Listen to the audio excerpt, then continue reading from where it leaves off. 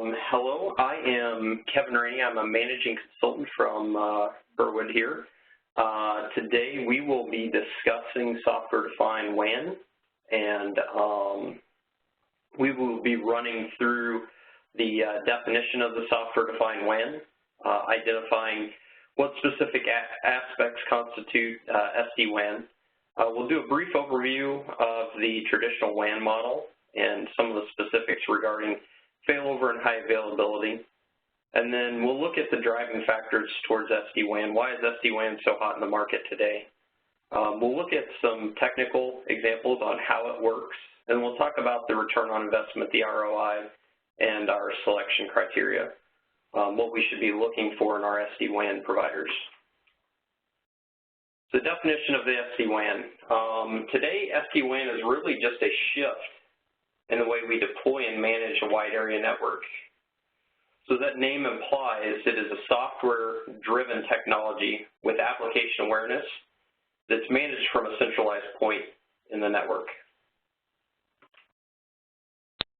SD-WAN solutions are deployed as overlay technologies to an existing network topology, allowing for ease of integration and adoption of the technology over time.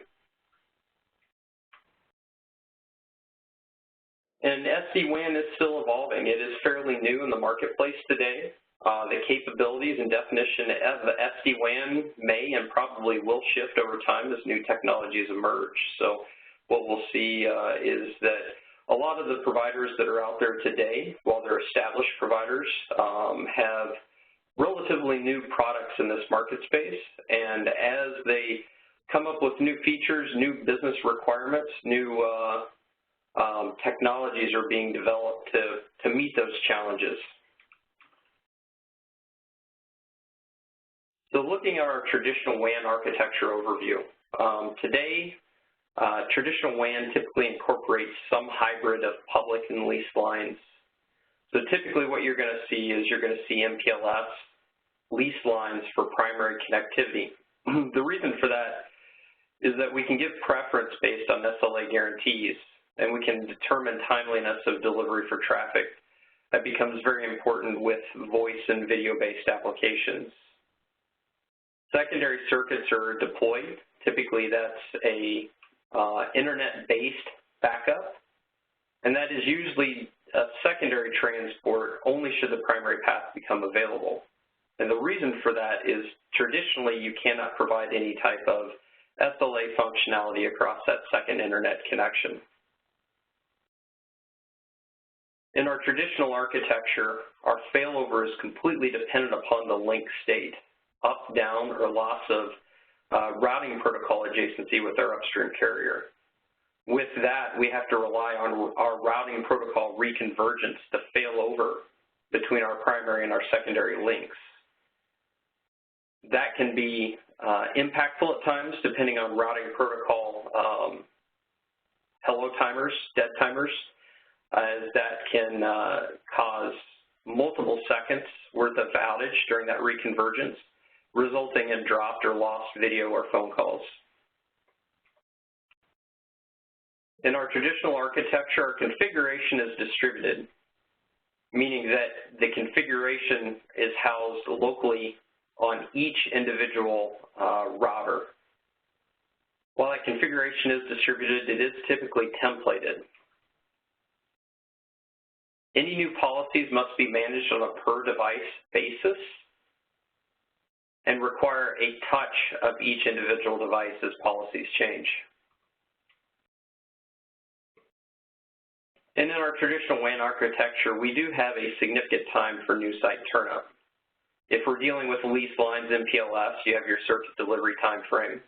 You have the time frame for equipment provisioning and acquisition, as well as change management. So as new sites are turned up, if that network architecture changes and we have a change in our topology, that change management may incorporate changes across multiple sites, resulting in prolonged durations to bringing that new site online.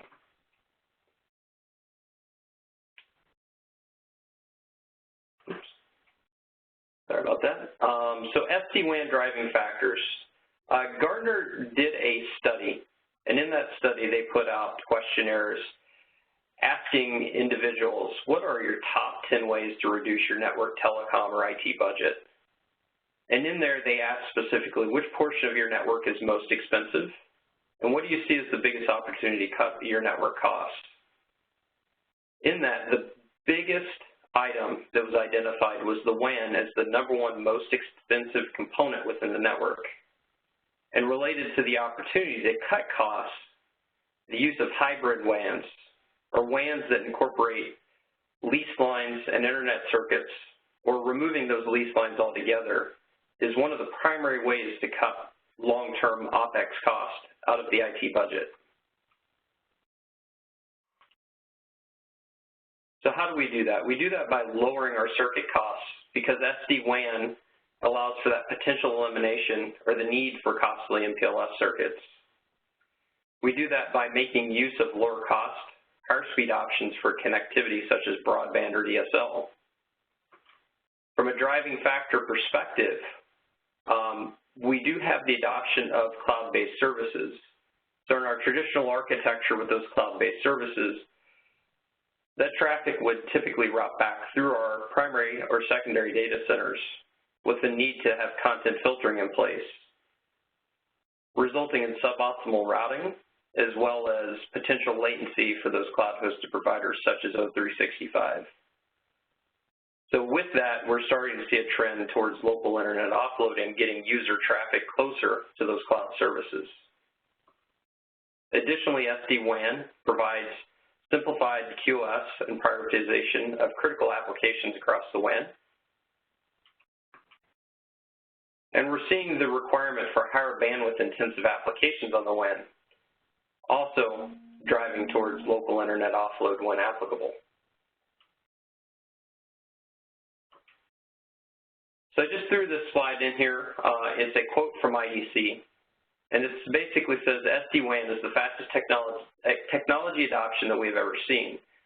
So with that, we're just kind of driving home the point here that SD-WAN is a technology, or a suite of technologies, depending on which vendor you're looking at. And with that, it is bringing new agility and speed of provisioning to the WAN that we've never seen before, all the while driving down the total cost of that WAN solution. So really, how does SD-WAN work? Well, with SD-WAN, we mentioned this earlier, it's an overlay to the existing network. For those of you that aren't familiar with what an overlay network is, it's basically a network riding on top of a network. The way it does that is by using tunneling technologies such as GRE or IPsec encapsulated GRE if you're going across the internet, and using that tunnel to extract the physical network from the logical network. So when we look at it from a deployment perspective, the physical network, your underlay topology, would be your circuit handoffs from your providers with a more traditional routing model potentially. If you're still using MPLS, you would still run BGP and have BGP neighbor adjacency. But from a tunnel perspective, I would only need to advertise my tunnel endpoints into that network. I then create my overlay topology, my tunnel, and with that overlay topology, that is where I would run maybe a more traditional internal routing protocol such as EIGRP or OSPF. That way we can abstract the logical network from the physical network and give us that overlay that's required for SD-WAN. SD-WAN also implements a centralized controller topology. So that central controller is your single pane of glass for managing the entire solution. It is used to determine policy. But within that policy, we specify preferred path for traffic. We configure service level agreements, or SLAs, that determine our failover requirements. Those SLAs are written based on application-specific information. For example, you can write a policy based on voice, round-trip time, latency, and jitter. Once you have your policies defined, those policies are typically pushed from that centralized controller down to each SD-WAN node for more hands-off configuration. Once that policy is pushed, there are intelligent monitors that are in place that monitor the performance on the link. The monitoring of that performance can migrate traffic based on the particular SLA. At this point, we're no longer dependent on a circuit outage to swing traffic to a backup link, meaning that we no longer have to rely solely on our routing protocol adjacency or no longer learning a route to swing traffic to a backup or a redundant link. We are now swinging traffic based on the specific SLA. So again, in the previous example, our latency or jitter. And all the while, we're still maintaining monitors on that initial primary link. And if that primary link falls back within the thresholds of our SLA, traffic will shift back to the primary link. So if we look at some very specific implementations on SD-WAN, we're looking at how it works from a Citrix NetScaler virtual WAN implementation. So with the Citrix solution, a logical tunnel is created, encapsulated in UDP. That can be across multiple circuits. That can be private lease lines such as MPLS, internet, directly terminated on the SD-WAN appliance, DSL or cable. When that tunnel is created, the solution will actually aggregate all of those links as one logical tunnel. Intelligent monitors are used to measure path performance, and our link selection is based on the performance metrics. Optionally, bias can be set on path selection for a particular traffic type, and our path selection is per packet. The reason we can do a per packet selection is because of the ability of the solution to aggregate all links as one logical tunnel. From a monitoring perspective, those intelligent monitors are embedded within the payload of the traffic being sent across the tunnel. If you ever run into an instance where traffic is not forwarding down a particular interface, say being set as a tertiary backup, the performance on that link is still being monitored. The solution will send synthetic traffic across those links so they can determine statistics such as latency, jitter. So moving into another example, we have an example here with Cisco's Intelligent WAN, or IWAN implementation. With Cisco's IWAN implementation, we're looking at both an IWAN hybrid or an IWAN dual internet connection, as we can see by our topology diagrams on the right. With that, we have tunnels that are created, but you can see there that they are independent overlay paths. So I have one particular tunnel path over MPLS and one over internet, and a hybrid IWAN. And a dual internet IWAN, even though they're both connected to the internet, both circuits, I still have to have individual paths, one over each specific internet circuit. With that, we still have intelligent monitors in place that measure our path performance. And again, our link selection is based on path performance. The difference here is that our selection is per flow, and it is application aware with AVC, or application visibility and control. With that, we can write policies based on application match, such as cloud services, such as O365, or internal services running out of our data center. That per application aware flow then has a flow preference per overlay. So in this case, we have two tunnels, two unique overlays, and a flow will be preferred over one particular overlay. Should the SLA be negated, then the flow will actually fall back over the secondary overlay path until the primary path becomes persistent in those SLA monitors. Once the SLA monitor falls within the threshold, then the traffic will fall back to the primary path. In the IWAN deployment, you do have the ability to set default policies that say if no traffic matches a particular policy, prefer a particular path. as well as in a failover scenario, if you lose a primary path, say MPLS, for a particular application flow, you can deny that flow across the backup path to ensure that you have bandwidth for critical applications such as voice.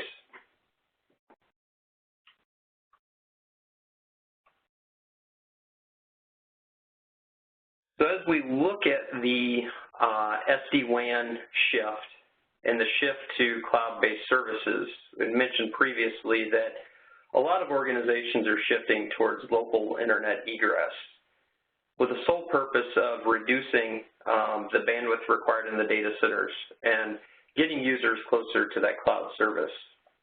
So with local internet egress, with that traffic being offloaded, it requires an internet edge typically to be built out at the local branch if you're looking at specific cloud-based services. If you're looking purely just to offload your local internet usage, you also have to give consideration to URL and content filtering. So most typically that's done by building out a small internet edge at each branch. And that internet edge would constitute either a next-gen firewall for URL and content filtering, or could make use of cloud-based services for content filtering as well.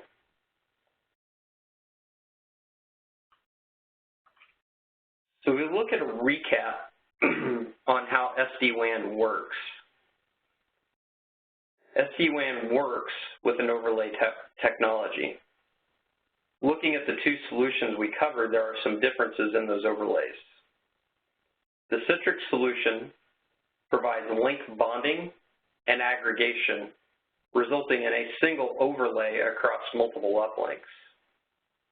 The Cisco IWAN solution runs with independent tunnels, each tunnel being its own unique overlay, providing per flow application-aware visibility.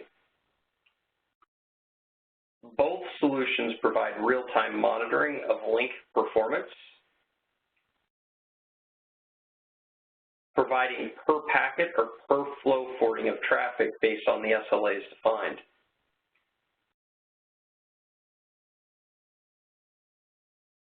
As well as we have the ability to provide duplication of important traffic for seamless failover. I note that as important traffic because important can mean something different for an organization. An example of that, however, would be voice traffic. I can take voice traffic, I can duplicate that voice packet down multiple uplinks, providing the ability to have seamless failover in the event of a circuit outage. So traditional SD-WAN is still reliant upon reconvergence times in the event of a circuit outage.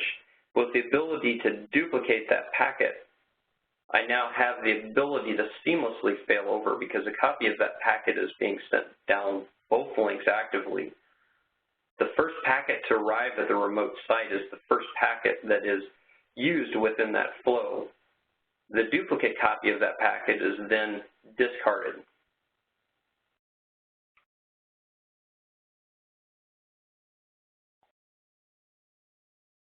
So if we look at our return on investment and our solution benefits from an SD-WAN perspective,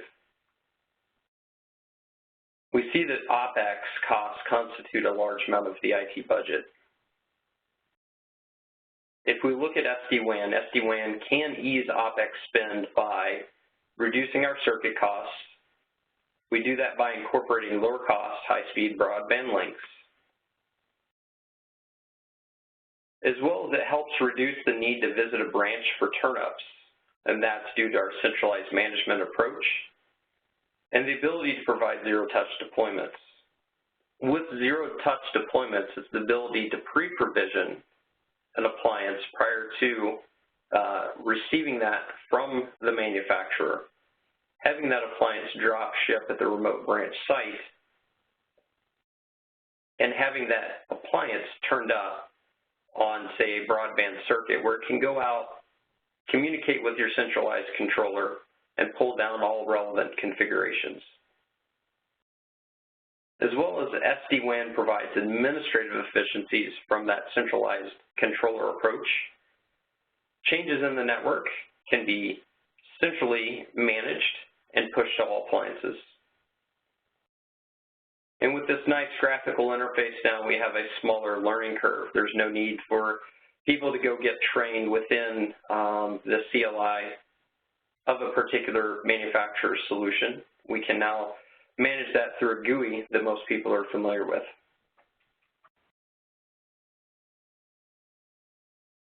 From an ROI perspective, looking at SD-WAN, the ROI typically comes in soft dollars, which means it can be difficult to quantify at times. And then from a solution benefits perspective, we're looking at a single pane of glass that provides benefit from an administration perspective, as well as visibility. So all solutions now provide visibility from a flow perspective without the reliancy on net flow. So a single pane of glass to get full visibility into the applications and the traffic patterns that are in use on your network. And then finally, we provide optimization of traffic flows. So looking at optimization of traffic flows in the way of TCP compression and optimization, such as Cisco's WAS solution or the Citrix NetScaler Cloud Bridge solution.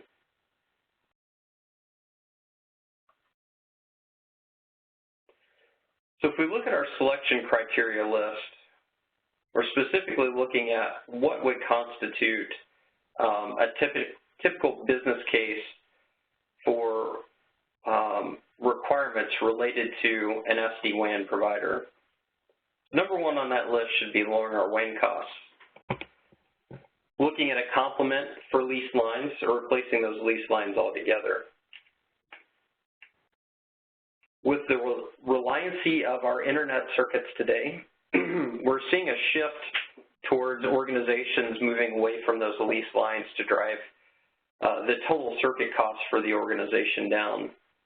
And we're seeing that with great efficiencies in turn-up time, efficiency in circuit delivery, and efficiencies in the ability to utilize these higher speed links at lower costs with the same amount of consistency in delivering those network services.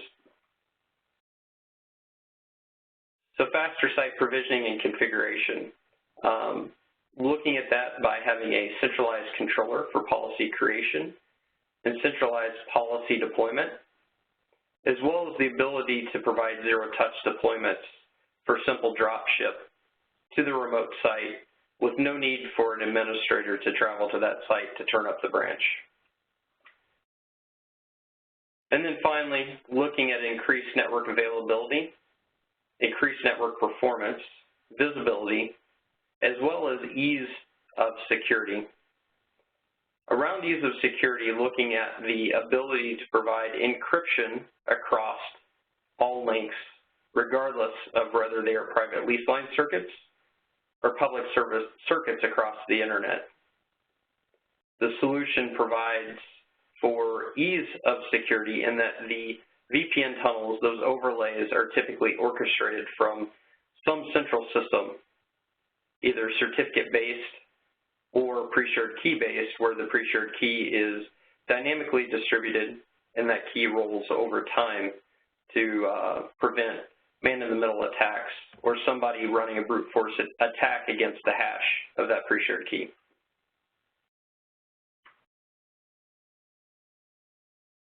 And then finally here, just looking at demonstrations and follow-ups. That's a brief overview of SD-WAN and what SD-WAN can bring to you and your organization. Burwood can provide demonstrations of SD-WAN. It is the best way to see the benefits of for yourself. So it's very difficult to talk through that ease of administration on a single WebEx. It's difficult to show that single pane of glass for administration and visibility. So I highly recommend that if you're interested, you reach out to your account executive, and we can set up demonstrations of the solution. And with that, I will move into questions. Okay, great. I have everyone unmuted now, so if anyone has any questions, feel free to speak up.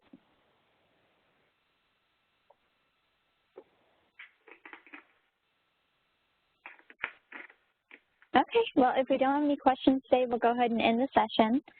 Thank you, Kevin, for hosting. And as a reminder, I will be sending out the recording to everyone who registered following the webinar. All right, everyone have a good day. Thank you again. Thank you. All right, bye-bye.